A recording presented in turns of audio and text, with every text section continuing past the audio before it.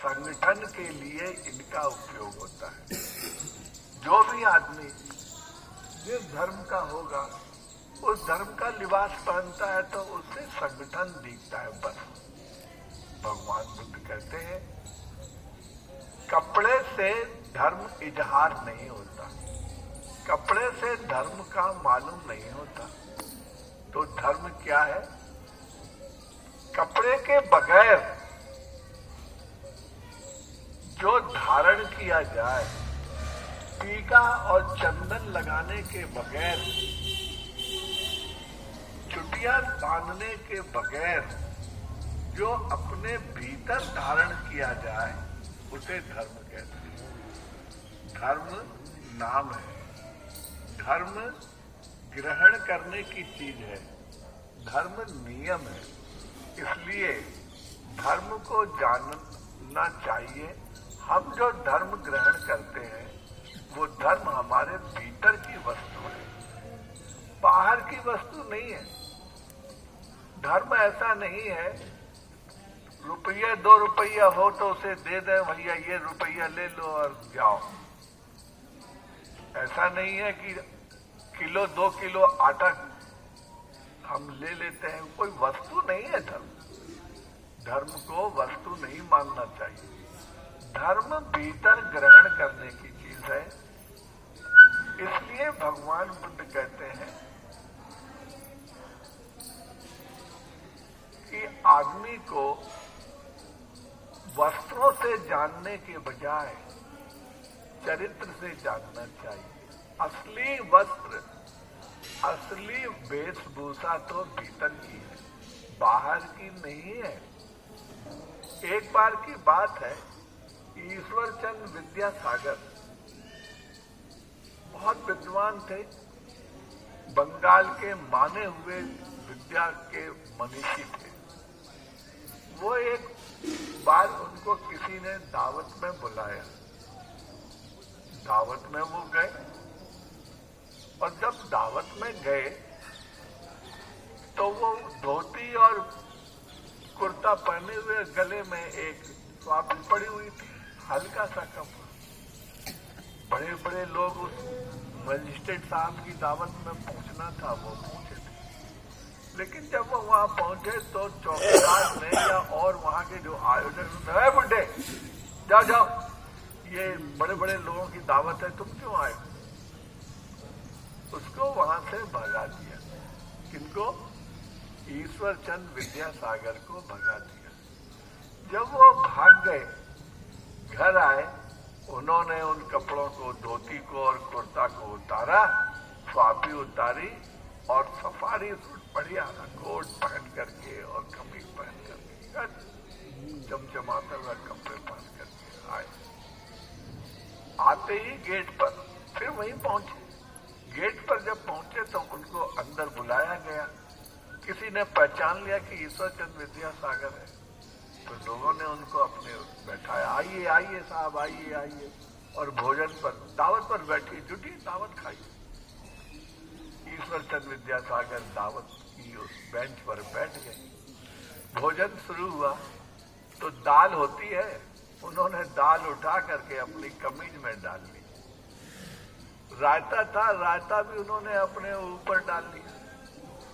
सब्जी थी वो डाल ली, खीर थी वो भी डाल ली। लोग देख रहे थे, ये क्या कर रहे हैं, ये क्या कर रहे हो भैया, ये क्या कर रहे हैं? भोजन है, पागल तो नहीं हो गए आप? कैसे ईश्वरचंद विद्यासागर जी आप ये सब अपने ऊपर डाल रहे हैं? उन्होंने कहा कि भाई यहाँ पर तो कपड़ों की इज्जत है, आदमी की इज्जत नहीं है। मैं पहले भी आया था लेकिन लोगों ने मुझे भगा दिया, लेकिन जब मैं सफारी सूट और कोट और पैंट में, टाई में आया हूं तो लोगों ने मेरा स्वागत किया था।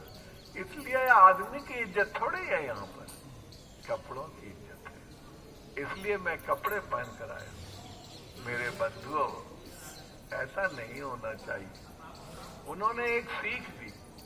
इसलिए मैं कहता हूं कि कपड़ों से आदमी को सम्मान नहीं मिलता। भीतर जो कपड़ा पहना हुआ है, कपड़े के भीतर जो कपड़ा है वो महान है। कपड़े के भीतर कौन सा कपड़ा पंचशील चरित्र आचरण, अच्छा आचरण होगा तो आपको पहचाना। आदमी तो एक जैसे हैं, देखने में सभी आदमी एक जैसे हैं। कौवा और कोयल देखने में एक जैसे, लेकिन जब कौवा बोलता है काऊ काऊ काऊ काऊ, और कोयल जब मीठी आवाज से बोलती है कुहू कुहू कुहू, तभी मालूम पड़ता है ये कोयल है, ये कौवा है। तो वाणी बता देती है कौन क्या है। इसलिए भगवान बुद्ध ने हमको शीलों के बारे में कहते हैं, यो च वंश कासावत शीले स्यु समाहितो अपितो दम्भ सच्चन सवे कासाव मनति। वो व्यक्ति जो सील का कपड़ा पहनता है, सील का चीवर पहनता है, सील का वस्त्र पहनता है, सील का गेरुआ वस्त्र जिसने धारण किया है, शीलों का जो वस्त्र धारण कर लेता वही असली संत है, असली साधु है। और जो दिखावे के लिए पहनते हैं, भारत में कम से कम 10,000 से भी ज्यादा ऐसे बड़े बड़े नामचीन साधु हैं जो वस्त्रों से साधु जाने जाते हैं। कुछ साधु तो ऐसे हैं जो गद्दी पर बैठे हैं, योगी जी, वो भी साधु हैं। और एक साधु आसाराम बापू भी हैं, वो जेल में पड़े हुए हैं। चिन्मयानंद जी पढ़े हैं, निर्मलानंद जी बने, कितने साधुओं के बारे में बताएं। तो आदमी वस्त्र से जाना जाता है और वस्त्र से ही मालूम होता है। कांसे का बर्तन आवाज तो करता है, लेकिन टूटा हुआ हो तो उसमें से दरका हुआ हो कांसे का बर्तन खाली, उसमें से आवाज नहीं आती है। आवाज तो उसी में से आएगी जो ठीक हो। इसलिए मेरे बंधुओं, मेरे भाइयों, हमें वस्त्र की ओर ज्यादा ध्यान न दे करके अपने भीतर के वस्त्र को देखना चाहिए। बाहर मेरा चीवर फटा हुआ है, बहुत दिनों से मैं फटे चीवर को ही पहनता हूं, सिला हुआ है, टांके लगे हुए हैं, ये चीवर गंदा है, इसे मैं धो लेता हूं, हर 3 दिन 4 दिन के बाद धो लेता हूं। बाहर का चीवर तो धुल जाएगा, भीतर का चीवर धुले तब तो। भीतर का चीवर अगर तुमने धोना सीख लिया, भीतर का चीवर कौन सा? मन, हमारा चित्त। इस चित्त को अगर आपने धोना सीख लिया तो आपका चित्त गंदा नहीं होगा, मैला नहीं होगा।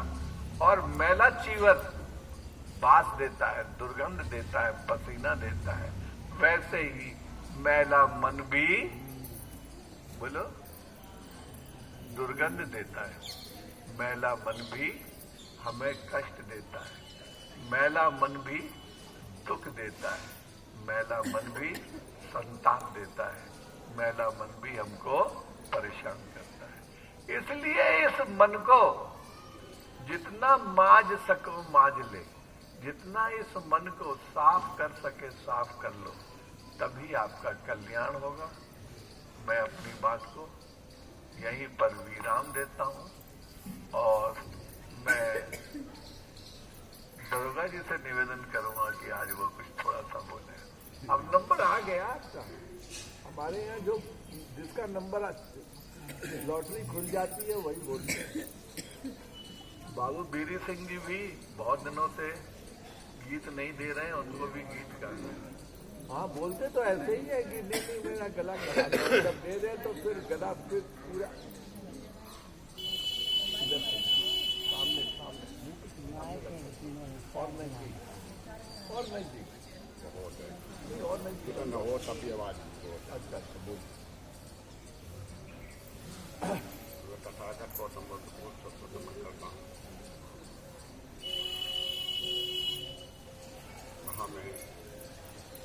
महाविद्वान बाबा अम्बेडकर साहब को सत्तर नमन करता हूँ। इसके साथ ही जो इस धर्म वंदना को आगे प्रसारण कर रहे हैं, उनको को भी नमन करता हूँ। क्या चक्कर है, वंदना खत्म हो जाती है तब आती है।